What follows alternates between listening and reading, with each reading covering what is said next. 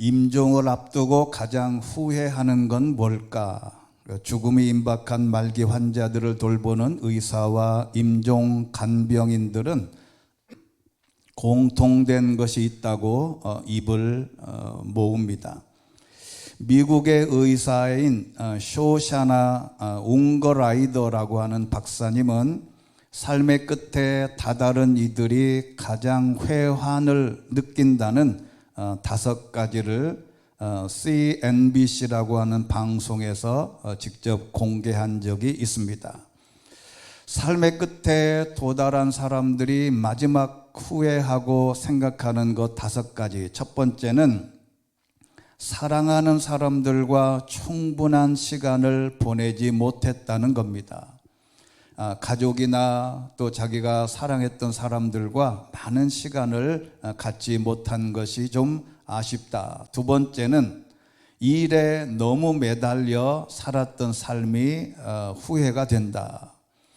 일이라고 하는 것은 여러 가지 조건이 있지만 일에만 너무 매달리고 쉬지도 못하고 살아온 인생에 대한 회환이랍니다. 두려움에 질려서 과감한 결정을 하지 못했던 과거가 그렇게도 후회스럽답니다. 두려움에 떨고 또는 이 일을 했을 때 실패하면 어떨까 하는 두려움에 결정을 하지 못했던 그 과거가 후회스럽고, 불확실성이나 기회에 용감하지 나서지 못했던 소심함이랍니다. 어떤 일을 대해서 기회가 왔는데 용감하게 나서지 못한 소심함이 아쉽고, 그 다음에 5번째는 미래에 집중하느라 현재를 소홀히 하고 희생했던 어리석음이었다라고 발표했습니다. 미래에 대해서 계획은 많은데 오늘 현재 내가 어떻게 시도할 것인가를 생각하지 못했다는 겁니다. 그래서 웅거라이더 박사는 누구나 죽음을 피할 수 없음을 성찰하고 명심해야 최선의 삶을 살게 된다고 조언을 합니다. 살 날이 1년밖에 남지 않았다고 가정하고 어떻게 살 것인지를 연습해 보라고 권하는 이들도 많습니다. 꼭 필요하다고들 그래서 평생 악착같이 쫓아가 붙잡았는데 손에 쥐고 보니 꼭 필요한 것이 아니더라, 이런 후회를 한 분들도 많습니다. 물질적인 것에 뻔뻔히 탐욕을 부렸던 삶이 부질없음을 문득 깨닫고 어마어마한 큰 대저택에 살면서 호사를 누렸던 옹색한 집에서 생계 걱정에 시달리며 전전긍긍하며 살았던, 어차피 죽음 맞는 공간은 누구에게나 침대 크기일 뿐이다, 이런 말도 있습니다. 그래서 자기 자신을 좀 더 행복하게 만들지 못했다면 행복은 선택하기 나름이다 라고 고백을 하게 됩니다. 자, 그렇다면 어떻게 사는 게 후회하지 않는 삶이 될 것인가 하는 질문은 누구에게나 하는 질문이고, 성숙한 사람이라면 한 번쯤 고민해 봤을 것입니다. 우리의 삶을 돌아보면 뭔가 채워져야, 뭔가 가득해야, 뭔가 부족함이 없어야 후회하지 않는 삶이 될 것이다 라고 생각을 한다는 겁니다. 그렇다면 오늘 밤 하나님이 당신에게 무엇을 줄까라고 묻는다면 여러분은 무엇을 달라고 하시겠습니까? 내가 오늘 밤 여러분에게 하나님이 나타나셔서 야, 내가 오늘 너에게 뭐를 해주랴 라고 묻는다면 하나님 이거 꼭 해주세요 라고 여러분 마음속에 한 가지를 정해보면 좋을 것 같습니다. 솔로몬은 오늘 말씀해 보면 1000마리의 제물을 바친 후 하나님이 물었어요. 근데 우리가 여기 성경에 1000마리 1000번제다 그래서 1000번을 나누어서 합니다. 그래서 새벽마다 1000번제라 그래서 3년 가까이. 그런데 오늘 말씀해 보면 이 문장을 보면 하루에 1000마리를 바친 거예요. 하루에 한 마리씩 1000일을 보낸 게 아니고 하루에 한 방에 1000마리를 하나님 앞에 드린 거예요. 그리고 그날 밤에 하나님이 물으셨습니다. 내가 내게 무엇을 주기를 바라느냐? 근데 성경에 보면 공식이 있습니다. 이게 공식이 뭐냐면 하나님은 구원은 값없이 주십니다. 하나님은 우리의 목숨을 영원한 생명을 주시는 것은 값없이 아무런 예수님만 믿으면 아무런 값없이 줘요. 그런데 축복은요, 하나님 성경에 보면 공짜로 주신 적이 한 번도 없습니다. 우리의 구원은 값없이 하나님이 주시지만 우리의 축복은 반드시 공짜로 주신 적이 한 번도 없다. 이거를 명심해야 신앙생활을 잘합니다. 1000마리의 제물을 드리노 하나님이 물으셨다는 공식입니다. 하나님이 1000마리의 제물을 바친 다음에 내가 내게 무엇을 주기를 원하느냐? 오늘 이 시간 하나님이 당신에게 묻는다면 한번 답해 보시기를 바랍니다. 그런데 솔로몬은 기가 막힌 답을 하셨어요. 제게 지혜와 지식을 주셔서 이 백성을 잘 이끌어 가게 해달라. 누가 이렇게 많은 주의 백성을 다스릴 수 있겠냐라고 솔로몬이 하나님 앞에 이야기를 했지요. 그랬더니 하나님이 신기해서 물었습니다. 하나님께서 솔로몬에게 이렇게 물었어요. 진짜 이게 내 마음의 소원이냐? 또 혹시 또 가짜로 그런 게 아니냐? 하나님이 다시 한번 확인했어요. 그런데 사람에게는 오늘 성경에 보면 하나님이 언급한 인간의 기도의 제목 5가지가 있어요. 하나님도 아마 자신에게 기도하는 인간들이 기도하는 내용을 아마 많이 남바링을 해놓은 것 같아요. 사람들의 기도의 내용을 5가지로 딱 정리했는데 첫째가 뭐냐면 부입니다. 부와 그 다음에 재산, 그 다음에 명예, 그리고 4번째가 아주 신기한데 원수의 죽음을 구하지 않고, 사람들의 속성이 하나님이 분석하기를 원수가 잘 안 되는 것을 구하더라. 이게 굉장히 인간의 심리적인 요소에서 굉장히 중요한 겁니다. 원수의 죽음을 구하는 것. 내가 어떻게 죽일 수는 없는데 원수가 잘못되는 것을, 이게 인간의 마음에 본질적으로 있다. 그 다음에 5번째는 장수입니다. 그러니까 오래 사는 거지. 그런데 이런 것을 구하지 않고 내가 너를 왕으로 삼아 맡긴 내 백성을 다스리기 위한 지혜와 지식을 구했으니 12절에 있는 말씀, 나는 내게 지혜와 지식을 줄 뿐 아니라 내가 이전이나 이후에 어떤 왕도 갖지 못한 그런 부와 재산과 명예를 더불어 주겠다. 아멘. 하나님이 1000번의 제사를 지내고 무엇을 구하냐 물어봤을 때 지식과 지혜를 구했는데 이게 하나님의 마음에 딱 맞았어요.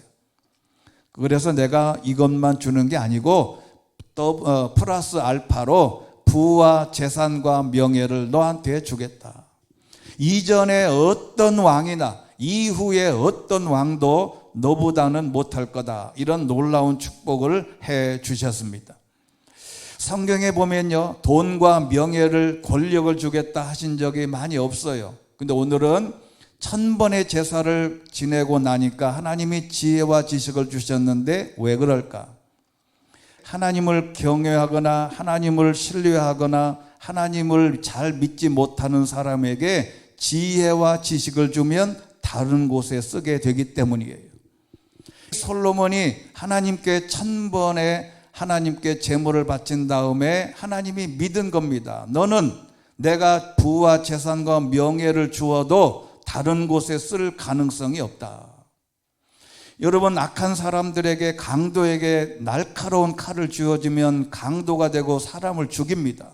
그런데 뛰어난 의사에게 그 칼을 주어지면 생명을 살리는 칼이 되듯이 하나님을 섬긴 사람들에게 명예와 돈과 명예를 준 적은 있어도 아무런 조건 없이 내가 너희에게 축복해 주신다고 약속한 적이 없어요. 그런데 하나님께서 우리에게 영적인 것, 세상적인 것 다 합해서 내가 너희에게 주겠다고 한 것이 몇 가지가 있습니다. 첫 번째는 지혜입니다. 하나님은 내가 너희에게 지혜를 주겠다, 지혜를 구하라 이야기하고 있는데 야고보서 1장 5절에 있는 말씀입니다. 야고보서 1장 5절에 있는 말씀 보면 여러분 가운데 누구든지 지혜가 부족하면 모든 사람에게 후히 주시고 꾸짖지 않으시는 하나님께 구하라. 그러면 주실 거다. 사람들은 지혜를 많이 구하지를 않습니다. 당장 눈앞에 돈이 없거나 직장이 없거나 무슨 문제가 생기면 그걸 달라고 하지 지혜를 구하지 않는다. 지혜라고 하는 것은 이것은 관찰이나 경험, 반성에 의해 얻어지는 적절한 생활에 대한 지식과 감정을 말하는데 이 모든 내용은 이 지혜가 있으면 모든 것이 가능한데 중요한 것은 여기입니다. 잠언 1장 7절에 있는 말씀을 보면 가장 큰 지혜는 뭐냐면 하나님의 신앙과 복종을 지혜의 중심으로 생각해라. 잠언 1장 7절 말씀, 여호와를 두려워하며 섬기는 것이 지식의 시작인데 어리석은 사람들은 지혜와 교훈을 가볍게 여기더라. 잠언 9장 10절 말씀, 여호와를 경외하는 것이 지혜의 근본이요 거룩한 분을 아는 것이 슬기의 긴본이다. 시편 111편 10절, 여호와를 경외하는 것이 지혜의 근본이니 그 계명을 따르는 사람들은 다 훌륭한 통찰력이 있어 영원히 여호와를 찬양할 거다. 세상 모든 지혜와 지식의 출발은 어디서부터냐? 하나님을 경외하는 것에 바탕을 둬야 된다. 반석 같은 기초가 중요한데 기초가 잘못되면 하나님을 진짜로 잘 경외하는 것에 바탕을 주지 않으면 성공에 올라가면 올라갈수록 더 위험하다는 거지요. 왜냐하면 한순간에 그 모든 나락으로 떨어질 위기가 너무 많다는 겁니다. 이런 지혜를 솔로몬이 구했던 지혜를 달라고 기도하고 구하면 하나님이 지혜를 주시겠다 약속을 하셨습니다. 그리고 두 번째는 내가 너희의 필요를 채워주겠다 약속을 하셨어요. 첫 번째, 지혜를 하나님께 구하고 하나님을 경외하는 데 바탕을 두면 솔로몬이 1000마리의 번제를 드려 하나님께 요청받고 질문을 받았듯이 그 다음에 필요를 채워주는데 빌립보서 4장 19절 말씀입니다. 내 하나님께서 그리스도 예수 안에서 영광 가운데 그분의 풍성하심을 따라 여러분의 모든 필요를 채워주실 것입니다. 아멘. 하나님은 내가 무엇가 필요한지를 알고 계십니다. 그 필요를 채워주시겠다고 약속하셨는데 그 필요가 어떤 것이냐가 중요합니다. 신명기 8장에 보면 이스라엘 백성들이 광야에서 40년 동안 만나와 메추라기로 배불리 먹고 하나님께서 그들에게 먹는 문제를 신경 쓰지 않게 하신 하나님의 의도가 있어요. 만약에 저와 여러분에게 하나님이 축복해 주셔서 먹는 문제, 입고 사는 문제가 걱정이 없다면 그 다음이 문제라는 거예요. 하나님께서 그러기 위해서 필요를 채워주시는 겁니다. 내 필요를 채워주면 그 필요를 가지고 뭘 할 건가? 그게 나만 잘 먹고 잘 사는데 초점을 맞추면 안 된다는 거죠. 신명기 8장 3절에 보면 그분이 너희를 낮추고 배고프게 하셔서 너희나 너희 조상들이 전혀 알지 못했던 만나로 먹이신 것은 너희로 겸손하게 해 사람이 빵으로만 사는 것이 아니라 여호와 입에서 나오는 모든 말씀으로 사는 것임을 가르쳐 주려고 먹고 사는 문제를 해결해 주신 거다. 우리가 이 땅에 살아가면서 먹고 사는 문제가 걱정이 없다면 그 다음은 하나님께서 중요한 것은 여호와의 말씀에 입에서 나오는 말씀으로 사는 것을 하나님이 지켜보려고 그런 거다. 그래서 40년 동안 너의 옷은 헤어지지 않고 너의 발은 부르트지 않았다. 그때는 후시딘 약도 없어요.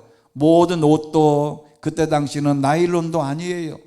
한번 입으면 어떻게 보면 하루 이틀만 입으면 내 옷이 다 헤어질 만큼 형편없는 모직으로 짠 그 옷들이 40년을 입고 다녀도 헤어지지 않고 그 많은 광야를 모래밭을 뜨거운 사막을 헤매고 다녀도 발이 하나도 부르트지 않았다. 물집이 하나 생기지 않았다. 왜 그러냐? 그렇게 하신 이유는 하나님께서 너희에게 그렇게 하면 너희가 진짜 하나님을 잘 섬기는지 말씀을 중요하게 여기는지를 보면 좋겠다. 항상 하나님은 복을 주시기 전에 정의하고 결정하는 것이 있습니다. 솔로몬에게는 지혜가 먼저요, 만나는 빵의 중요성보다 말씀이 우선이었는데 그래서 구할 것에 대한 정의가 필요하다. 누가복음 12장 22절에 있는 말씀, 예수께서 제자들에게 말씀하셨습니다. 내가 너희에게 말한다. 내 목숨을 위해 무엇을 먹을까 마실까, 내 몸을 위해 무엇을 입을까 걱정하지 마라. 그럼 뭘 걱정하냐? 마태복음 6장 33절입니다. 오직 너희는 먼저 그의 나라와 그의 의를 구하라. 그러면 이 모든 것도 너희에게 더해 주실 것이다. 할렐루야. 영원한 진리입니다. 솔로몬에게도 적용한 진리예요. 하나님은 이렇게 먼저 구할 것을 완성하면 하나님은 나의 필요를 다 채워주신다. 내가 직장에 들어가는 게 목표입니까? 그 들어간 다음에 어떻게 할 것인가를 확정해야 그 모든 축복이 따라온다는 겁니다. 그리고 세 번째는 내가 전쟁터에서 내가 대신 싸워 주시겠답니다. 신명기 1장 30절 말씀, 너희보다 앞서가시는 너희 하나님 여호와께서 이집트에서 너희를 위해 하셨듯이 너희의 눈앞에서 너희를 위해 싸우실 것이다. 할렐루야. 여러분, 세상은 전쟁터입니다. 삶은 전쟁이에요. 그 전쟁에서 누가 이기냐? 세상은 사기꾼이 이깁니다. 교묘하게 작당을 하고 술수를 쓰고 악한 방법을 사용해야 정치든 경제든 장사든 다 성공합니다. 그런 사람들과 싸우려면, 선하고 하나님의 백성들이 싸우려면 쉽지 않아요. 교회에서는 이쪽 뺨을 때리면 이쪽 뺨을 돌려대라고 하는데 직장 생활에 가면 그랬다가는 뒤통수를 맞는다니까. 내가 세상과 싸우려고 하면 약하고 신앙적인 사람은 싸우기가 쉽지 않아요. 그렇게 싸우라고 교회에서 마냥 가르침을 받았던 사람들이 세상에 나가 실패하는 이유가 그건데, 악당과 선한 사람이 싸우면 항상 악당이 이겨요. 그런데 권선징악의 드라마나 소설들이 있지만 그 예외가 많이 없습니다.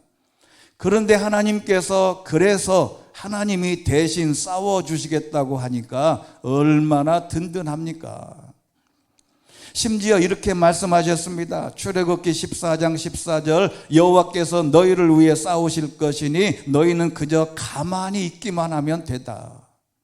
악한 사람들과 싸우려 들지 말고 기도하고 하나님께 신뢰만 하면 하나님이 대신 싸워주셔서 다 악당들을 없애버린다. 그게 여호수아 10장 42절입니다. 시작. 이스라엘의 하나님 여호와께서 이스라엘을 위해 싸웠기 때문에 여호수아는 이 모든 왕과 그들의 땅을 일시에 정복했습니다. 아멘. 여호수아가 잘해서 그런 게 아니에요. 전쟁을 잘 꾸며서 그런 게 아니라니까요. 하나님이 그 왕과 그들의 땅을 일시에 한 번에 원포인트로 정복하게 하신 것은 하나님이 싸워주셨다. 하나님은 우리의 연약함을 아십니다. 해서 하나님을 믿고 하나님만 신뢰하고 그 길로 가면 희한하게 하나님이 우리를 위해서 싸워주신다. 내가 악당이 안 돼도, 내가 악한 방법을 쓰지 않아도 하나님은 나를 위해서 친히 싸워주시기 때문에 백전백승이다. 제가 월요일날 목요일날 테니스를 치러 가는데요, 한 번은 제가 이제 한 번 갈 때마다 한 4게임이나 5게임의 운동을 해요. 그러면 제가 1년 내내 제가 기록을 해봤어요. 오늘은 5번 싸워서 3번 이겼나 2번 이겼나, 이거를 오전 3승 2패 이렇게 해서 1년 내내 제가 기록을 했어요. 갔다 올 때마다. 그래서 1년치를 다 계산해 봤더니 승률이 48% 정도 되더라고요. 48%. 절반을 못 이겨요. 어떨 때는요, 5게임을 했는데 5게임 다 질 때가 있고, 5게임을 했는데 어느 날 5게임을 다 이길 때가 있어요.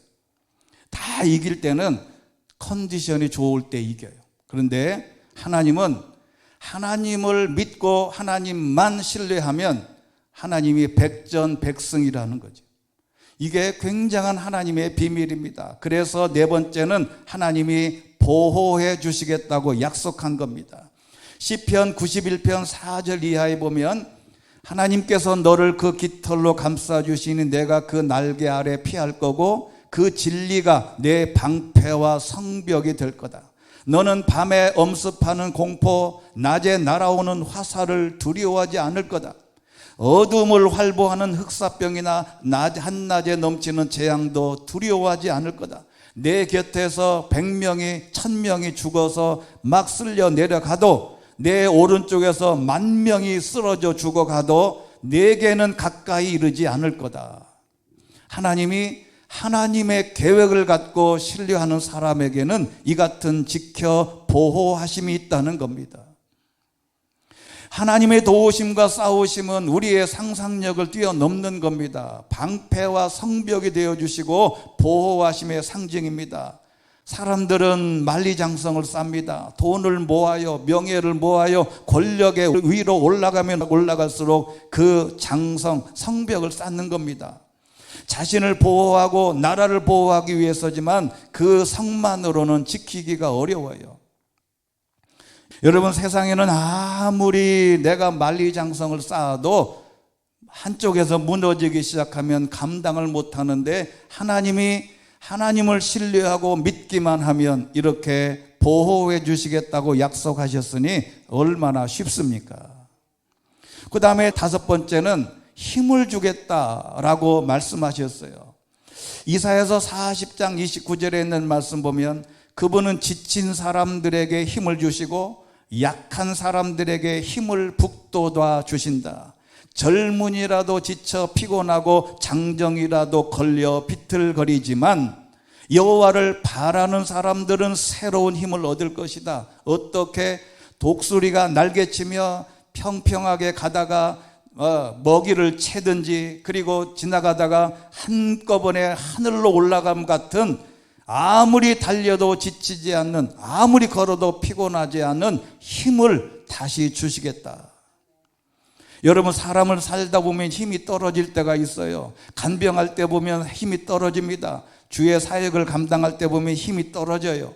직장에서 신앙생활 하다 보면, 직장 생활하다 보면 힘이 떨어집니다. 곧 모든 걸 다 포기하고 싶어요. 이럴 때 에너지가 필요한 것입니다. 이런 에너지는 사람에게서 오는 게 아니고 지친 사람들에게 하나님이 힘을 주시고 약한 사람들에게 힘을 북돋아 주시는 에너지의 하나님을 믿게 되시기를 주의 이름으로 축원합니다. 젊은 사람도 지칠 수 있어요. 젊은 청춘도 피곤하고 장정이라도 걸어다니면서 술 취하지 않았지만 비틀거릴 수가 있단 말이죠. 그런데 여호와를 바라는 사람은, 여기 바라다라는 말씀을 오늘 핵심 단어입니다. 어떻게 하면 하나님을 바라는 것이냐? 바라다라는 말은 함께 묶이다라고 하는 뜻이랍니다. 하나님과 나를 묶어 놓는 거예요. 하나님과 내가 묶여지면 이 묶임의 역사가 중요하다는 겁니다. 여러분, 참을성 있게 기다리는 겁니다. 강아지가 주인을 바라보듯 우리는 하나님만을 쳐다보고 우리는 하나님께 묶여 있으면 되는데, 이 말씀이 신약 성경에 있어요. 합력이라는 단어 우리가 몇 번이나 제가 말씀드렸지요. 로마서 8장 28절에 있는 말씀 보면 우리는 하나님을 사랑하는 사람들, 곧 그분의 뜻을 따라 부르심을 받은 사람에게는 모든 것이 합력해서 선을 이루는 줄 안다. 우리 대한민국의 기독교에서 제일 오해되는 말씀이 이 말씀이에요. 사람들은요, 이걸 뭐라고 얘기하냐면 내 인생의 모든 것을 다 종합해 보면 언젠가는 선을 이룬다, 그런 게 아니라니까요. 여기 합력이라고 하는 단어가 중요한데, 합력이라고 하는 단어는 힘을 합하는 거예요. 묶이는 거라고요. 누구하고 묶이냐면, 오늘에 있는 이 말씀은 모든 것이 합력해 하나님과 성령님과 묶이면 된다, 하나가 되면 된다.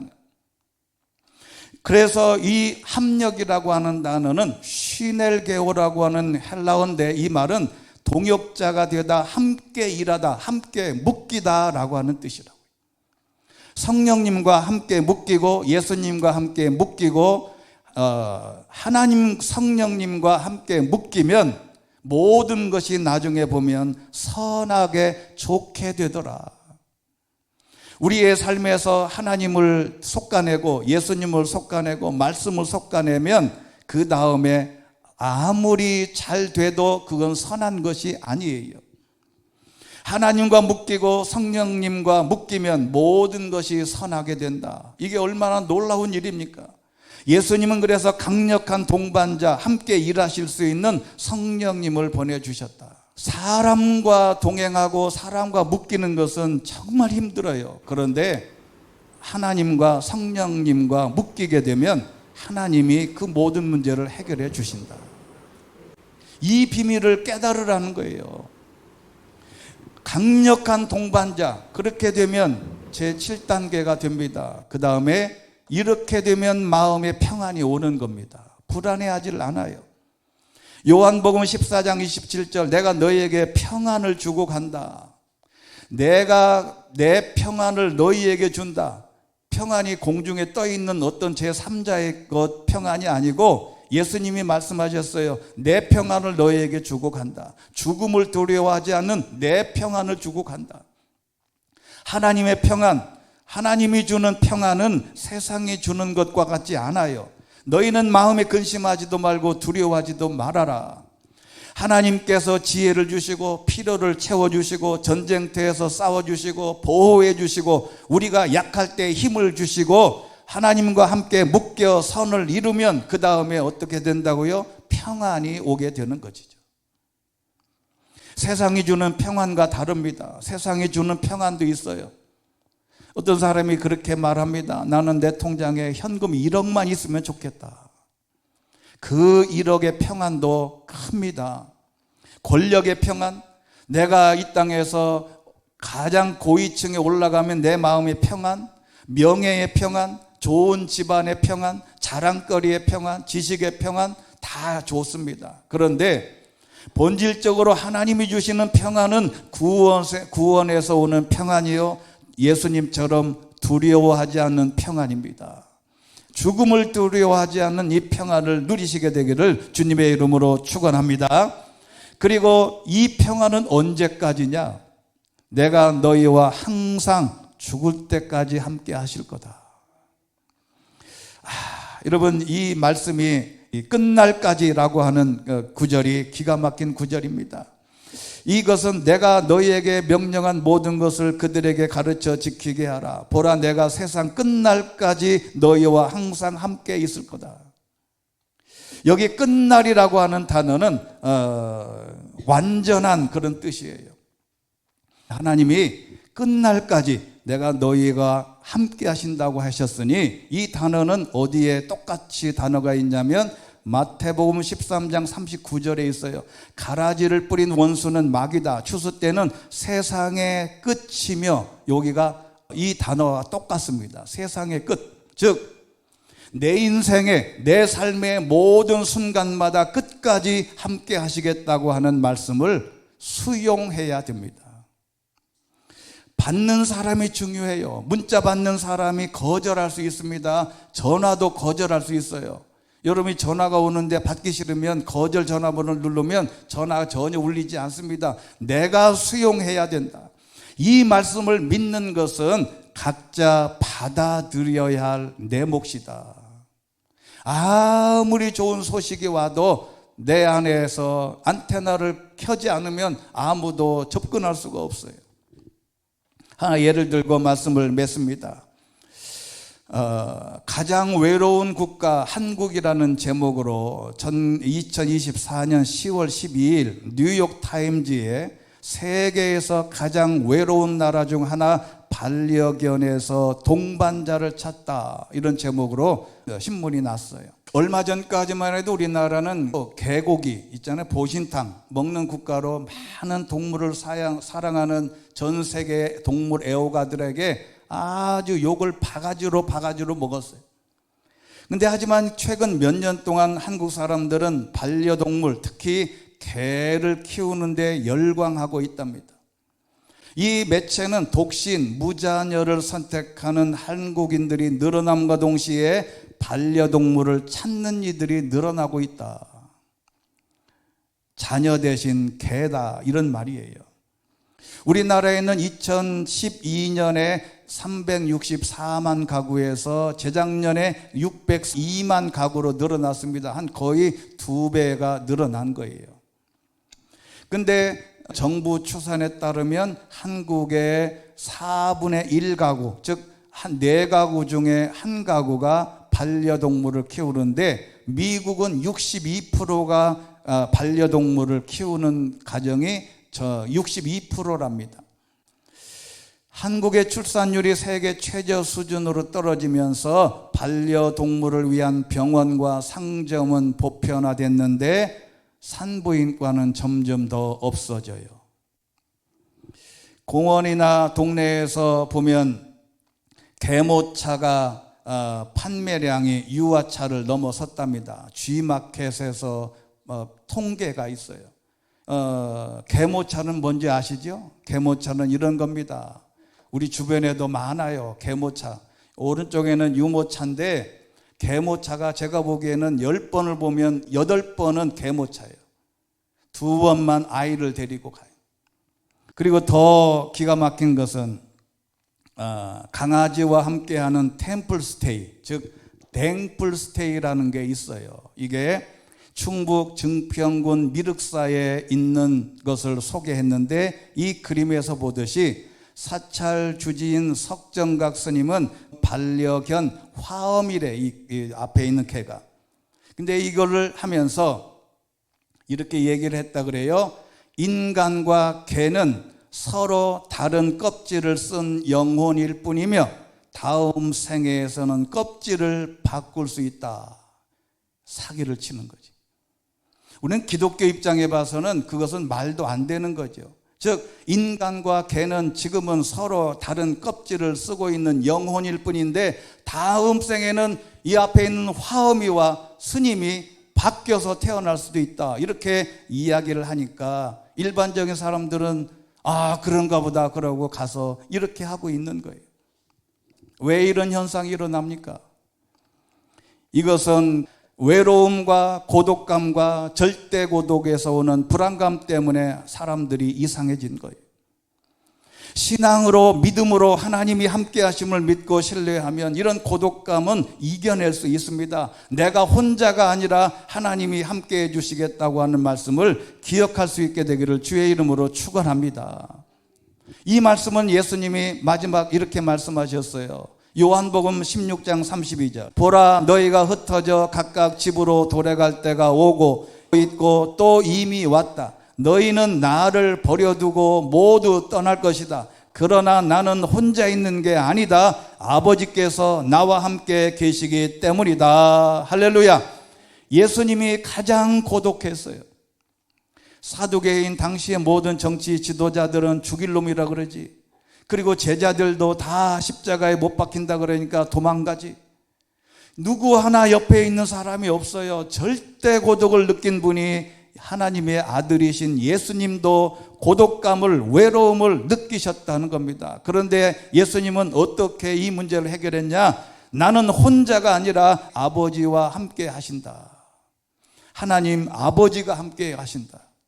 우리도 이런 것을 믿음으로 고백하고 힘들고 어렵고 고독하고 외롭고 미래가 불안해도 하나님이 나와 함께 하시기 때문이다라고 고백할 수 있게 되기를 주의 이름으로 축원합니다. 아무리 세상이 외롭고 힘들어도 강아지한테 마음을 빼앗겨서는 되겠습니까? 우리는 하나님 앞에 마음을 빼앗기고 하나님의 도우심으로 이 땅에 존재하는 모든 고독감과 외로움을 이기시고 신앙으로 하나님이 주신 믿음으로 승리할 수 있게 되기를 주의 이름으로 축원합니다. 전능하시고 자비로우신 하나님 아버지, 이 땅의 외로움과 고독감과 쓸쓸함 때문에 고통스러워하는 이 백성들을 불쌍히 여기시고 그 어떤 것에서 위안을 찾거나 도움을 바라지 않고 하나님과 함께 하심으로 모든 문제를 해결할 수 있는 넉넉한 주의 백성들 되게 하여 주시옵소서. 예수 그리스도 이름으로 기도드리옵나이다. 아멘.